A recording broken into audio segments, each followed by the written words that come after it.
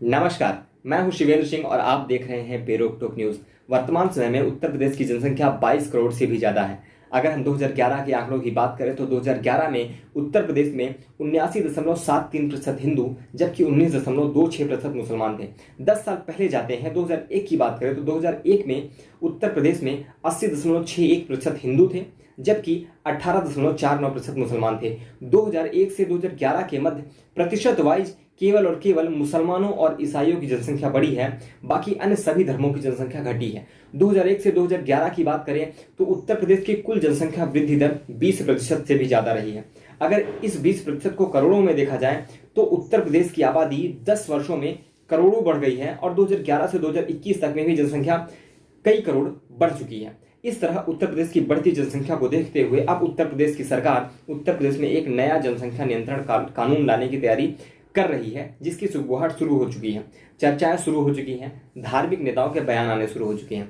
इसी कड़ी में हिंदू संत आनंद गिरी ने बयान दिया। उनका कहना है कि यदि देश और प्रदेश में इसी तरह मुसलमानों की जनसंख्या बढ़ती रही तो हिंदुओं का रहना मुश्किल हो जाएगा।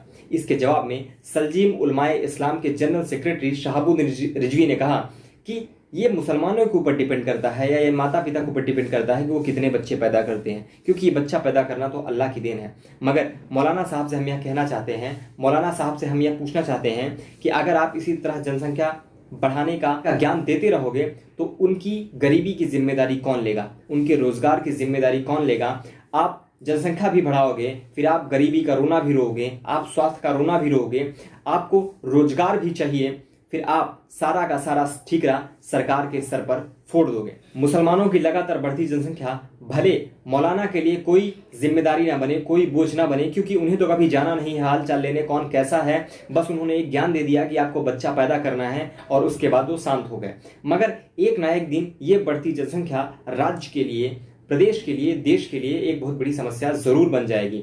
अगर हम आनंद गिरी के इस बात को हटा दें, इस बात को काट दें कि मुसलमानों की बढ़ती जनसंख्या एक दिन हिंदुओं के लिए समस्या बन जाएगी, फिर भी इस तरह से बढ़ती जनसंख्या एक दिन हिंदुओं के लिए ना सही तो राज्य के लिए, राज्य के आम नागरिक के लिए, देश के आम नागरिक के लिए समस्या जरूर बन जाएगी। क्योंकि देश में संसाधन कम पड़ जाएंगे, गरीबी बढ़ेगी, स्वास्थ्य सुविधाएं पूरी नहीं हो पाएंगी, बेरोजगारी बढ़ेगी और लोगों को सरकारी सुविधाएं ठीक से नहीं मिल पाएगी। और फिर ये जो जनसंख्या बढ़ाने के जिम्मेदार हैं, ये लोग सारा का सारा ठीकरा सरकार के माथे पर फोड़ देंगे। अपनी जिम्मेदारी को ना समझते हुए इन्हें केवल सरकार को दोष देना आता है। इसी तरह ये अकेले शहाबुद्दीन रिजवी जी अकेले ऐसे मौलाना नहीं है जो इस तरह का ज्ञान बखारते हैं कि मुसलमानों को अपनी जनसंख्या बढ़ानी चाहिए।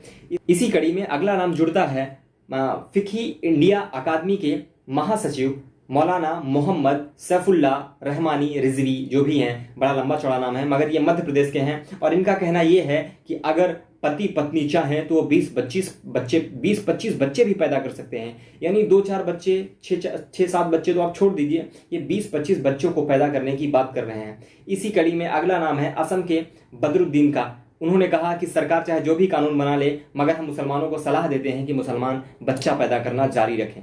परंतु सबसे बड़ा सवाल ये है कि ये नेता धर्म के नाम पर मुसलमानों को बच्चा पैदा करने की, लगातार जनसंख्या बढ़ाने की सलाह तो देते हैं, परंतु सवाल ये उठता है कि क्या ये कभी उन मुसलमानों के पास जाते हैं, कभी उन मुसलमानों का हाल चाल लेते हैं जिनके पास 8 बच्चे हैं, 10 बच्चे हैं?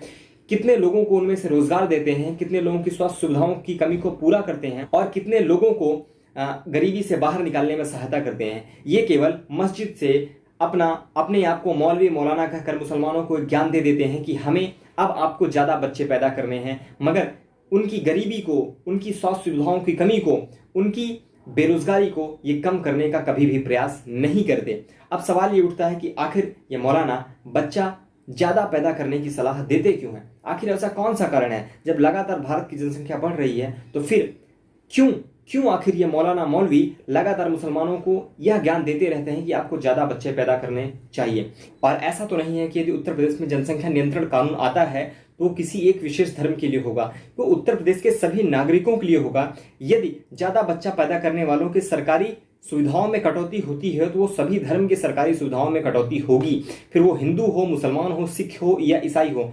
फिर आखिर किसी एक या दो विशेष समुदाय के लोगों को ही मिर्ची क्यों लगती है? जब जनसंख्या कम करने की बात की जाती है तो इन्हीं लोगों को मिर्ची क्यों लगती है? आखिर ऐसा कौन सा कारण है, ऐसा कौन सा उद्देश्य है जिसके कारण ये अपनी जनसंख्या को लगातार बढ़ाना चाहते हैं? ऐसा पहली बार नहीं हो रहा है। देश में, प्रदेश में जब भी कभी जनसंख्या नियंत्रण कानून लाने की बात की जाती है तो ये नेता अपनी मिर्ची, अपनी जलन दिखाना शुरू कर देते हैं। आखिर ऐसा क्या कारण है, क्या उद्देश्य है जिसको ये साकार करना चाहते हैं भविष्य में जनसंख्या को बढ़ाकर?